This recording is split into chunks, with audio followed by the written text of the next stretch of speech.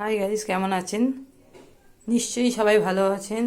আজকে আমি অল্প করে চিকেন রান্না করেছি। তা হঠাৎ তোমাদের দাদাভাই ফোন করে বলল যে আমি কাঁকড়া নিয়ে যাচ্ছি। এই যে কাঁকড়া আমি ছাড়াচ্ছি। তা কাঁকড়াগুলো নিয়ে এসেছে ঠিক আছে। আমি বলেছিলাম যে একটুখানি ছাড়িয়ে আনতে, ছাড়িয়ে তো আনিনি। এই যে ডাঁড়াগুলো এইগুলো একটু ভেঙে এনেছে। এই ডাঁড়াগুলো তো কামড়ে দেয়। তা যাই হোক, এই ডাঁড়াটা ছাড়িয়ে এনেছে। আর আমার মেয়ে ঘরে আছে, এই প্লাস্টিকটা করে এনেছে। এবার মানে আমি কি বলবো আপনাদের বলে বোঝাতে পারবো না। এইগুলোকে নিয়ে গিয়ে বেসিনে রেখে দিতে, বেসিনে চারিদিকে ছড়িয়ে গেছে। তা যাই হোক, আমি অনেক অতি কষ্টে তাতে মেয়েকে এই যে এগুলো যাতে না মেয়ের লাগে খোঁচা, ওগুলো তো বাচ্চাদের লাগে।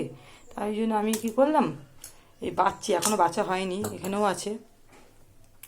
এইগুলোকে আমি একটু গরম জল হালকা দিয়ে দিই, নুন দিলাম প্রথমে, দেখলাম মরছে না। তারপর হালকা গরম জলের উপর বসালাম তাড়াতাড়ি করে। তোমাদের দাদা ভাই এইসব কীর্তি মাঝে মাঝেই করতে থাকে। এই জ্যান্ত কাঁকড়া, জ্যান্ত মুরগি আমি ভাই ছাড়াতে পারি না।